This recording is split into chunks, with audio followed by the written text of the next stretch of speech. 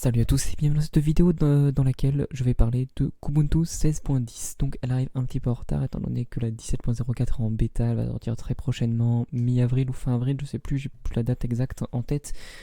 Mais bon, c'est pas grave, on s'en fout, je la fais quand même. De toute façon, c'est une vidéo qui vient en continuité à une vidéo précédente qui était une rétrospective sur Kubuntu 12.04 que je vous invite à aller voir en cliquant dans le petit i qui devrait être par là. Voilà.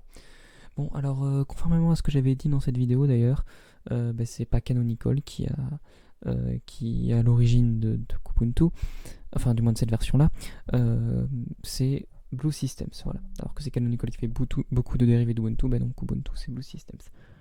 Bon, alors, déjà on voit comme ça à peine là que c'est quelque chose, parce que je voulais comparer, je rappelle le but de la dernière vidéo, comparer en fait KDE nouvelle version avec l'ancienne version, donc celle de Kubuntu 12.04. Donc déjà on voit que c'est complètement différent. Et première remarque, la disposition du bureau est exactement la même, c'est-à-dire on a un bureau avec rien dessus, en bas on a une barre avec ici un menu qui est très similaire, mais on va y revenir, les fenêtres ouvertes, des boutons, etc. Donc voilà, la disposition du bureau est la même, mais c'est quand même beaucoup plus beau. Bon, le fond d'écran dégueulasse, ça aide pas, mais c'est plus beau. Alors, on n'a rien sur le bureau, mis à part un bouton de paramètres, donc voilà. Qui permet donc d'ajouter ces fameux widgets. Par exemple, une horloge. Voilà. Au passage, ils appellent ça des composants graphiques. Activité, donc c'est pour les photos. Donc verrouiller les composants graphiques quand on estime qu'ils sont à la bonne place, paramètres du bureau, écran de verrouillage, etc. Bon. Alors, avant de passer à la présentation tout détaillée, juste 618 mégaoctets de RAM consommés à vide. C'était 540 avec KDE 4, voilà, donc ça reste toujours un environnement quand même très gourmand. Bon, alors le menu démarrer est très similaire, on pourrait dire identique en termes de fonctionnalité, c'est-à-dire on a les favoris qui sont en fait les applications par défaut. Ensuite les applications rangées par catégorie, bureautique, configuration, etc. Ordinateur, donc en fait ça correspond vraiment à ce qu'il y a sur Windows dans le truc ordinateur. Sauf que là c'est un menu, un sous-menu du menu, mais pas une fenêtre. Puis historique, et quitter qui permet donc de se déconnecter et tout.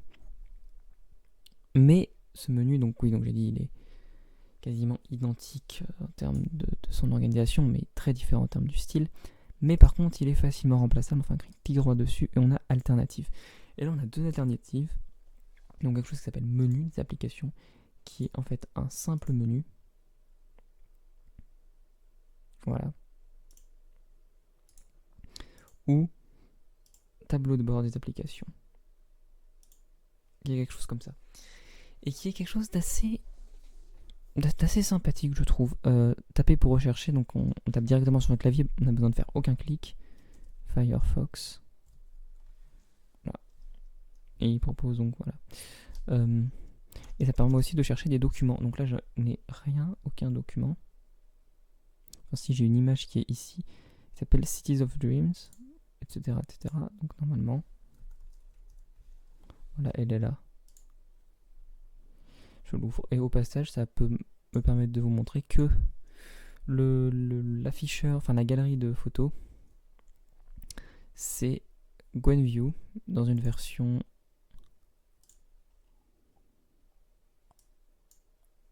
on peut pas voir. Version 2. Bon, voilà. Et c'est un afficheur d'image assez complet. Bon, alors moi, je n'y connais absolument rien, parce que pour moi, les afficheurs d'image m'en servent juste à afficher des images, donc voilà, mais bon, il y a pas mal de fonctionnalités.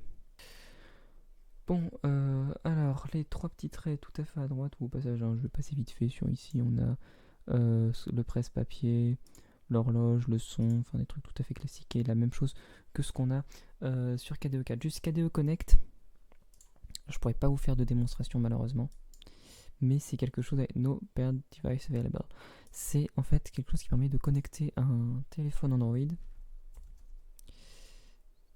et donc ça permet d'avoir les SMS de son téléphone sur son ordinateur, mais aussi de recevoir des notifications quand il y a un appel, et lié aussi de certaine manière intelligente, c'est-à-dire que, mettons si par exemple vous êtes en train d'écouter de la musique avec votre ordinateur, que votre téléphone sonne, votre ordinateur va couper la musique le temps de l'appel, et quand vous arrêtez l'appel, il va remettre la musique. Voilà, donc c'est une fonctionnalité vraiment assez sympathique, et honnêtement ça fait, je sais pas, ça doit faire au moins 2 ans, bon je n'ai pas de date en tête, mais au moins 2 ans que ça existe sur KDE, et je ne sais pas pourquoi ça n'existe pas sur aucun autre environnement. Voilà. Donc c'est ça, puis après c'est une application sur Android à installer. Bon, donc j'en étais oui, tout à fait à droite. Ici on a ça qui permet la personnalisation. Donc, bord de l'écran, c'est-à-dire qu'on le déplace comme ça. Voilà, très simple. Hein. Hauteur,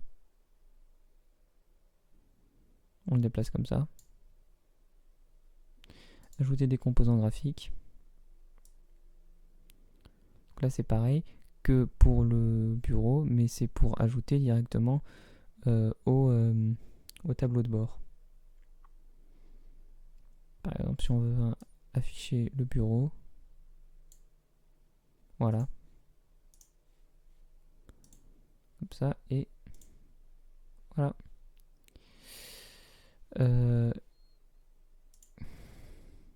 Ajouter un élément séparateur, donc voilà, c'est un petit truc comme ça. Ça sert en fait à espacer ceux qui utilisent KDE et aussi XFCE, tout ça, connaissent bien. Plus de paramètres, bon voilà. On peut aussi ajouter d'autres tableaux de bord. C'est ajouter un panneau. Tableau de bord vide ou tableau de bord par défaut. Donc par défaut ça va faire en fait la même chose que ça. Et comment on fait pour le supprimer? Bon alors je ne trouve pas comment on supprime un tableau de bord, parce qu'en créer un, comme vous avez vu, c'est très simple, mais le supprimer, donc voilà, petit truc que j'avais pas vu sur KDE, ça pourrait être un petit peu plus simple.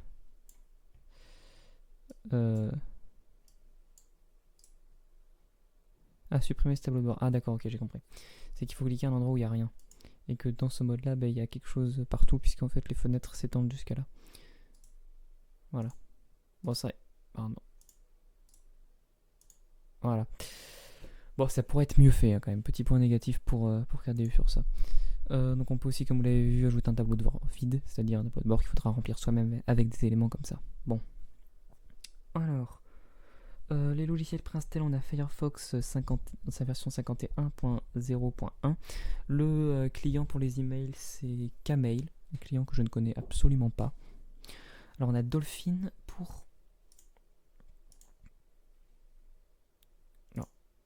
pour l'explorateur de fichiers. C'est un truc très très bon. Je pourrais faire une vidéo complète sur cet explorateur de dossier, tellement il est complet, tellement il y a de fonctionnalités. C'est sans doute pas le plus complet, mais c'est le plus complet parmi ceux que je connais. Et il en a énormément. Il y a une petite... comme je ferai certainement une vidéo dessus, je vais pas vous le présenter en détail, mais je vous donne un petit avant-goût. Vous voyez ici, vous avez un bouton scinder, et ça permet d'en avoir 2 côte à côte. Par exemple, si je fais un copier-coller de cette image dans public,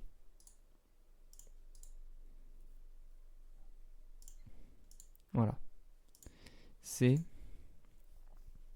très très simple.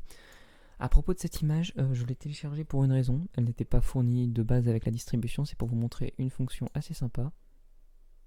Je la prends, je clique sur image et pouf, c'est mon fond d'écran. Voilà, donc c'est un petit raccourci, ça fait gagner un petit peu de temps, mais bon, honnêtement c'est sympa, même si ça sert vraiment pas trop à grand chose. Ensuite, si on continue, on a la suite complète de LibreOffice. Donc dans Bureautique, on peut voir la suite complète. Donc c'est une version 5.2.2.2. Gwenview pour les images, j'en ai déjà parlé. Au niveau du multimédia, on a Amarok pour la musique, qui est un très bon lecteur de musique, clairement.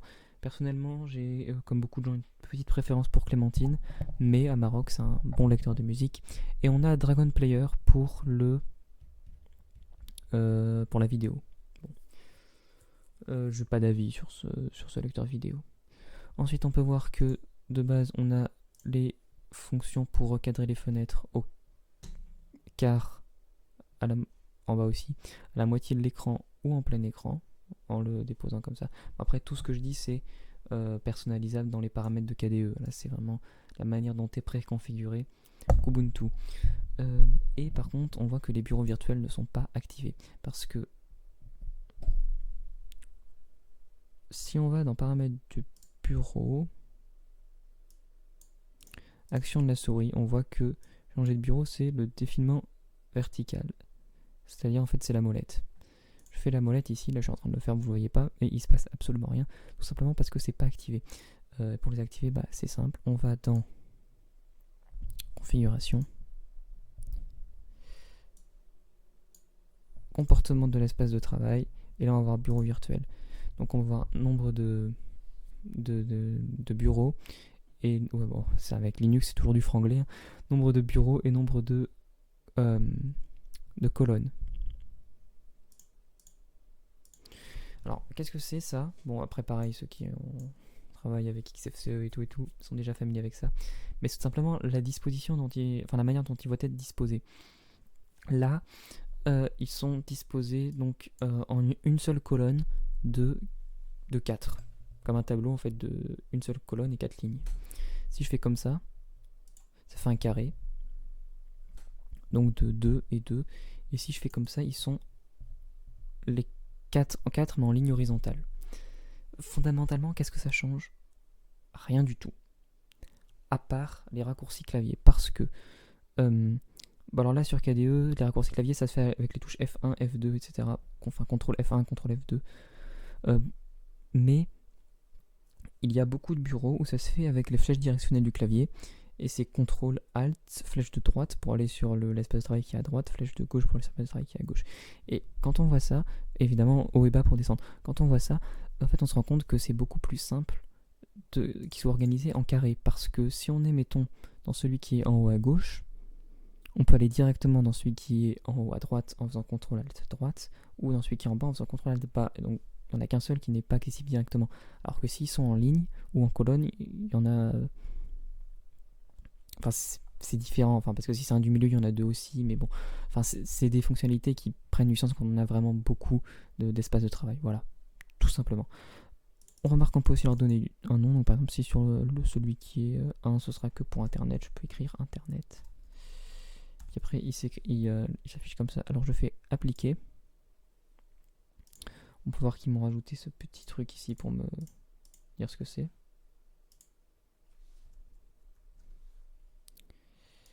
Maintenant avec les boutons de la souris, voilà, je me déplace comme ça.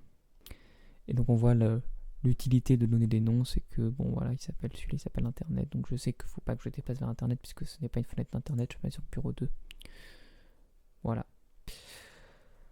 Alors on va finir avec les thèmes qui sont préinstallés. Donc pour ça il faut retourner dans les paramètres de configuration et apparence espace de travail. Alors il y en a deux. Brise sombre. Voilà, donc Brise sombre, c'est tout simplement une version sombre de Brise. Vous l'auriez deviné sans doute, donc ça c'est ce qui s'appelle apparence. Après les thèmes de bureau, il y en a quelques-uns d'autres, voilà, oxygène. Et on peut en obtenir des nouveaux très facilement. Oula, il est très moche celui-là, celui que j'ai choisi. On va remettre Brise foncé. En faisant Get New Theme, et ça va en chercher sur internet, voilà. Et donc voilà, on a pas mal de thèmes, il suffit de cliquer sur installer pour en installer, etc. Pointeur de la souris, ils sont toujours un pointeur assez stylisé de cette forme-là. Brise, bon, brise neigeuse, c'est en blanc. Bon, j'ai toujours eu une préférence pour les pointeurs sombres, moi personnellement. Ce qui est en haut, c'est les indications, c'est-à-dire ça c'est le truc normal quand c'est en train de charger, qu'on peut cliquer en même temps, quand c'est en train de charger, qu'on ne peut pas cliquer. quand ça pointe sur quelque chose, enfin bon, voilà, c'est tous les trucs quoi. Pareil, on peut en obtenir des nouveaux en cliquant là, et écran de démarrage. Donc voilà, celui de prise quoi.